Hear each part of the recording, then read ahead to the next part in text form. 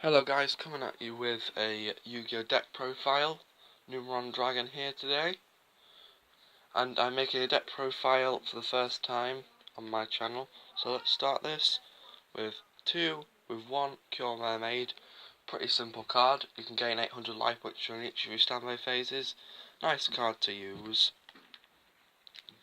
Next is Thrill of Rabka.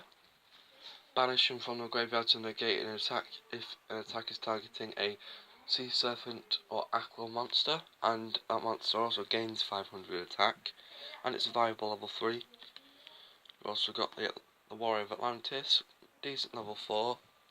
He's got 1900 attack, and you can also get Legendary Ocean to your hand, or pretty easily.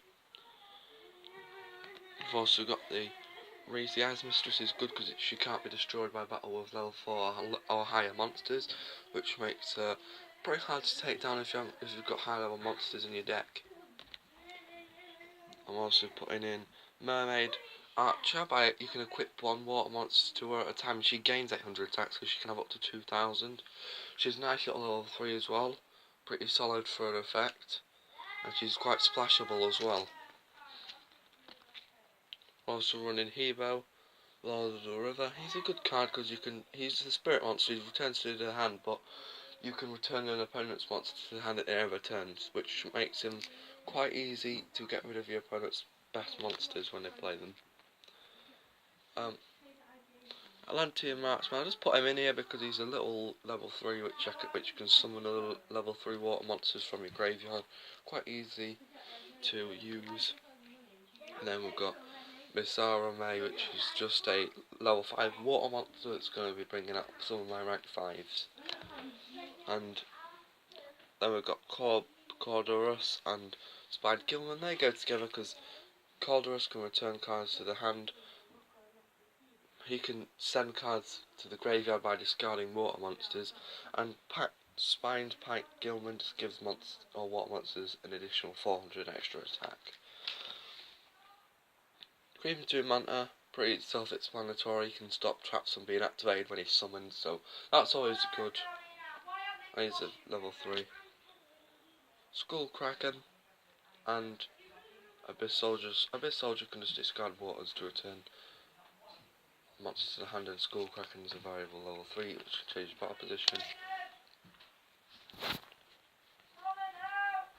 Next we've got 2 Gendos, which are another very good viable option. They've got good defense and they can't targeted by card effects once per turn as well. I've got some use to them. And now we're down to Spell and Traps. So I'm running Spirit Water. I Trench Tribute. Spirit Water by attributing a water monster to target one card in your opponent's hand and sent to the graveyard. Trench Reborn is when water monsters is sent to the graveyard by battle or card effect. Summon that many monsters from the graveyard and then deal like 500 damage to your opponent for every monster. Then we've got Surface, target a level 3 or lower water monster in the graveyard and special summon it. Poseidon Wave, when an opponent's monster clears an attack, negate the attack, and if you do, deal 800 damage to your opponent for every Sea Serpent, Aqua and Fish monster you control.